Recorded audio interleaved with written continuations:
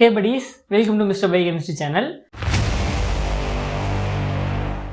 Biochemistry ல ஒரு important topic பார்க்க போறோம். இந்த topic biochemistry students மட்டும் கிடையாது.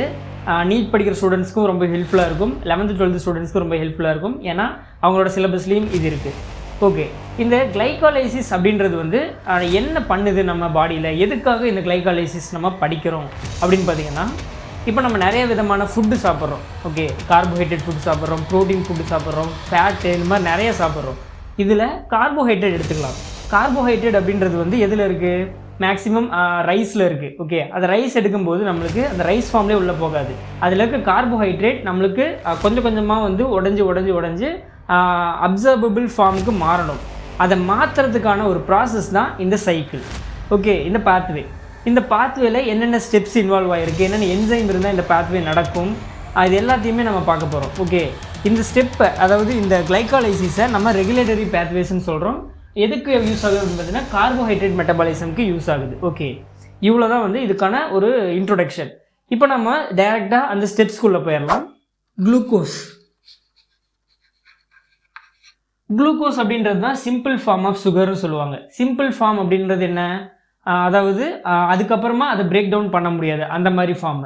இந்த குளுக்கோஸை நம்ம என்னவா கன்வெர்ட் பண்ணுறோம் அப்படின்னு பார்த்தீங்கன்னா, குளுக்கோஸ் 6-பாஸ்பேட்டாக கன்வெர்ட் பண்ணுறோம் நம்ம. ஓகே, குளுக்கோஸ் 6-பாஸ்பேட்டை நம்ம என்ன பண்ணுறோம்? Fructose is also a sugar. Fructose 6-பாஸ்பேட்டாக கன்வெர்ட் பண்ணுறோம். ஓகே, ஃப்ரக்டோஸ் 6-பாஸ்பேட் நம்மளுக்கு ஃப்ரக்டோஸ் 1,6 பிஸ்-பாஸ்பேட்டாக மாறுது. ரைட்டா? அப்புறம் இது பார்த்தீங்கன்னா ரெண்டாக டிவைட் ஆகும்.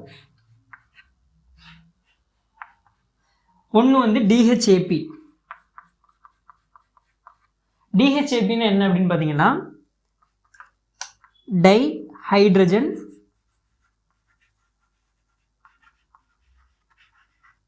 Acetone phosphate. Dihydrogen acetone phosphate. இன்னொன்று கிளிசரால்டிஹைட் 3-பாஸ்பேட். ஓகே, இது ரெண்டாக டிவைட் ஆகுது. இது இதோட பாதி ப்ராசஸ் முடிஞ்சு. இந்த ப்ராசஸ்க்கான என்சைம் என்ன அப்படின்றத நம்ம பார்க்கலாம். ஃபர்ஸ்ட் குளுக்கோஸ்லேருந்து குளுக்கோஸ் 6-பாஸ்பேட்டாக மாறணும் அப்படின்னா அதுக்கு என்ன என்சைம் தேவைப்படும் அப்படின்னு பார்த்தீங்கன்னா, ஹெக்ஸோகைனேஸ் இல்லைன்னா குளுக்கோகைனேஸ்.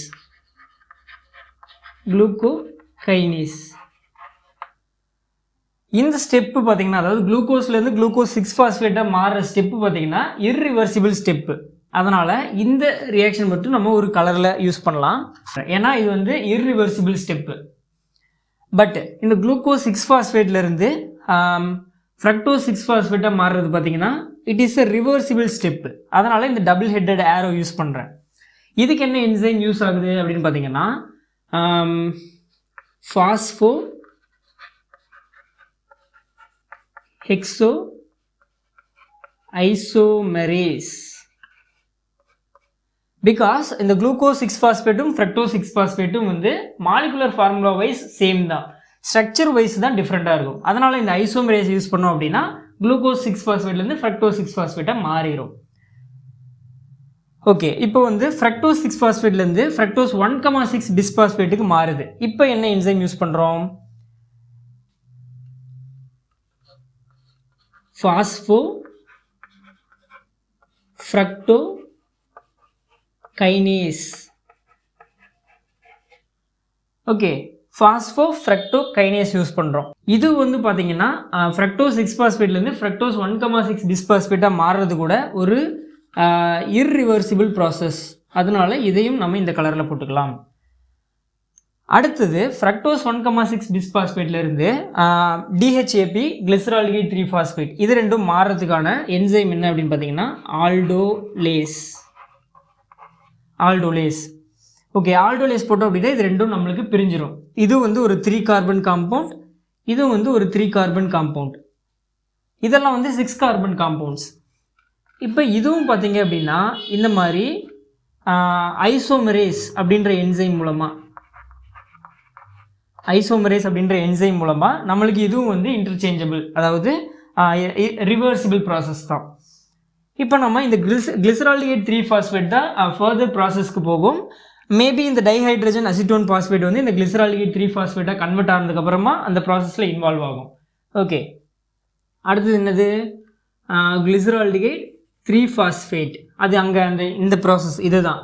இதில் வந்து நம்மளுக்கு என்னவா மாறும்? 1,3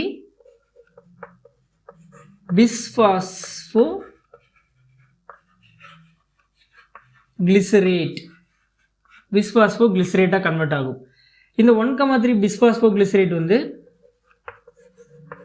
3-phosphoglycerate கன்வெர்ட் ஆகும். இந்த 3-phosphoglycerate வந்து 2-phosphoglycerate கன்வெர்ட் ஆகும். 2-phosphoglycerate வந்து phosphoenol pyruvate கன்வெர்ட் ஆகும். phosphoenol pyruvate வந்து ஃபைனல் ப்ராடக்ட் pyruvate கன்வெர்ட் ஆகும்.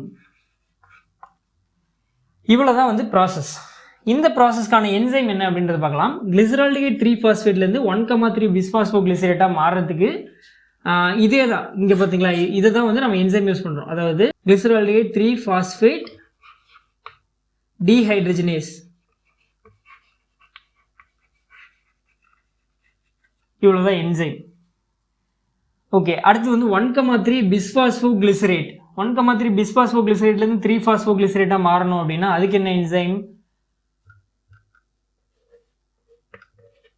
பிஸ்பாஸ்போகிளிசரேட் கைனேஸ், இந்த என்சைம் யூஸ் ஆகுது. 3-2-phosphoglycerateக்கு என்ன யூஸ் ஆகுது அப்படின்னு பார்த்தீங்கன்னா which is mutase.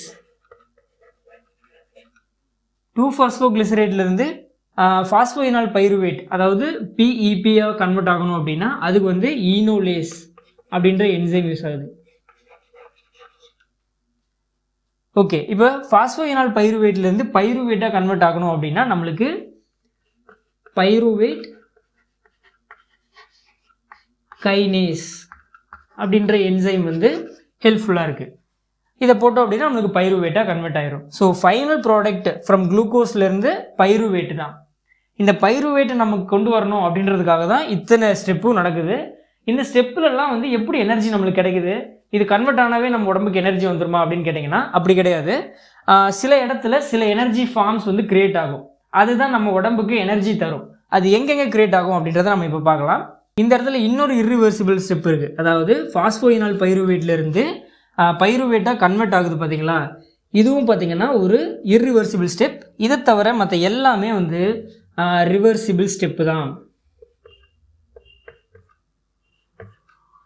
ஓகே, இதை தவிர எல்லாமே ரிவர்சிபிள் ஸ்டெப்பு தான். இந்த மூணு மட்டும்தான் வந்து இர்ரிவர்சிபிள் ஸ்டெப்பு. ஃபஸ்ட்டு இந்த ஹெக்ஸோகைனேஸ் அப்படின்னு இருக்குது பார்த்தீங்களா? இந்த இடத்துல எனர்ஜி யூட்டிலைஸ் ஆகும். அதாவது குளுக்கோஸ்லேருந்து குளுக்கோஸ் 6-பாஸ்பேட்டாக மாற்றணும் அப்படின்னா ஒரு எனர்ஜி தேவைப்படும் இல்லையா? அந்த எனர்ஜி பார்த்திங்கன்னா நம்மளுக்கு ஏடிபியிலிருந்து தான் கிடைக்கும். அந்த ஏடிபி வந்து நம்மளுக்கு ஏடிபியாக மாறும். அப்படி மாறும்போது இந்த எனர்ஜி நம்மளுக்கு கிடைக்கும். அப்போ இந்த ப்ராசஸ் முடிஞ்சிடும். இப்போ அதே ஃபாஸ்போ ஹெக்ஸோ ஐசோமெரேஸ், இதுக்கு வந்து எந்த எனர்ஜி தேவையில்லை. அடுத்து ஃப்ரக்டோஸ் 6-பாஸ்பேட் பார்த்திங்கன்னா ஃபாஸ்போ ஃப்ரக்டோ கைனேஸ். இந்த இடத்துலையும் பார்த்திங்கன்னா நம்மளுக்கு ஒரு ஏடிபி வந்து ஏடிபியாக மாறணும். இப்படி மாறினா தான் நம்மளுக்கு எனர்ஜி கிடைக்கும். ஃப்ரக்டோஸ் 1,6 பிஸ்பாஸ்பேட்டாக நம்மளுக்கு வரும். அடுத்து வந்து இந்த டீஹைட்ரஜனேஸ், இதில் பார்த்திங்க அப்படின்னா ஒரு NAD வந்து NADH ப்ளஸ் H+ மாறும். இப்போ இது வந்து கைனேஸ், இதுலேயும் பார்த்திங்கன்னா நம்மளுக்கு ஒரு ஏடிபி வந்து ப்ரொடியூஸ் ஆகும். எங்கேருந்து? ஏடிபியிலேருந்து ஒரு ஏடிபி நம்மளுக்கு ப்ரொடியூஸ் ஆகும் இந்த ஸ்டெப். அப்போ அடுத்தது என்ன ஸ்டெப்பில்? இந்த ஸ்டெப்பில் இந்த இர்ரிவர்சிபிள் ஸ்டெப்புன்னு சொன்ன பார்த்தீங்களா? அந்த இர்ரிவர்சிபிள் ஸ்டெப் எல்லாத்துலேயுமே வந்து இந்த 2 ஸ்டெப்பில் நம்மளுக்கு எனர்ஜி வந்து யூட்டிலைஸ் ஆகும். இந்த 2 ஸ்டெப்பில் நம்மளுக்கு எனர்ஜி ப்ரொடியூஸ் ஆகும். அதாவது ஏடிபி வந்து ப்ரொடியூஸ் ஆகும் ஃப்ரம் ஏடிபியிலேருந்து ஏடிபியாக மாறும், எனர்ஜி கிடைக்கும் நம்மளுக்கு, இந்த ரெண்டு இர்ரிவர்சிபிளும். பட்டு கைனேஸ் போட்டோம் அப்படின்னா எல்லாமே இர்ரிவர்சிபிள் தான். கைனேஸ் என்சைம் அப்படின்னு இருந்துச்சுனாவே அது எல்லாமே இர்ரிவர்சிபிள் தான். பட் எக்ஸப்ஷன் என்ன அப்படின்னு பார்த்தீங்கன்னா இது மட்டும்தான். இது வந்து ஒரு கைனேஸ் என்சைம் தான், but which is reversible enzyme. So இவ்வளோ தான் வந்து நம்மளோட அந்த கிளைகாலிசிஸ் ப்ராசஸ். கிளைகாலிசிஸில் மெயினாக உங்களுக்கு தெரிய வேண்டிய விஷயம் என்ன அப்படின்னு பார்த்தீங்கன்னா, இந்த ஸ்டெப்ஸ் எல்லாத்துலேயுமே வந்து என்னென்ன என்சைம் யூஸ் பண்ணுறோம், எந்த என்சைம் யூஸ் பண்ணும்போது நம்மளுக்கு ஏடிபி யூட்டிலைஸ் ஆகுது, எந்த என்சைம் யூஸ் பண்ணும்போது ஏடிபி வந்து ப்ரொடியூஸ் ஆகுது, அப்புறம் வந்து எதெல்லாம் வந்து இர்ரிவர்சிபிள் ப்ராசஸ், எதெல்லாம் வந்து ரிவர்சிபிள் ப்ராசஸ் அப்படின்றதெல்லாம் உங்களுக்கு தெரியணும். இதெல்லாம் ஓவராலாக உங்களுக்கு தெரிஞ்சிருச்சு அப்படின்னாவே உங்களுக்கு அடுத்த ஸ்டெப், அதாவது இந்த டிசிஎஸ் சைக்கிள்லாம் போகும்போது உங்களுக்கு ஏடிபி எங்கே ப்ரொடியூஸ் ஆகுது எல்லாமே உங்களுக்கு கிளியர் கட்டாக அண்டர்ஸ்டாண்ட் ஆயிரும்.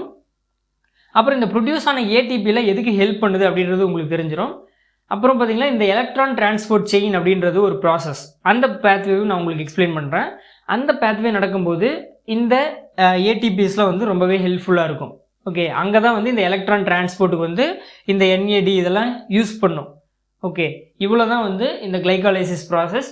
அடுத்து வந்து நம்ம டிசிஎஸ் சைக்கிள் பற்றி பார்க்கலாம், எலக்ட்ரான் டிரான்ஸ்போர்ட் செயின் பற்றி பார்க்கலாம். ஸோ அடுத்தடுத்த வீடியோஸை தெரிஞ்சுக்கணும் அப்படின்னா நம்ம சேனலை சப்ஸ்கிரைப் பண்ணிடுங்க. இந்த வீடியோ பிடிச்சிருந்துச்சு அப்படின்னா லைக் பண்ணிடுங்க. தேங்க்யூ.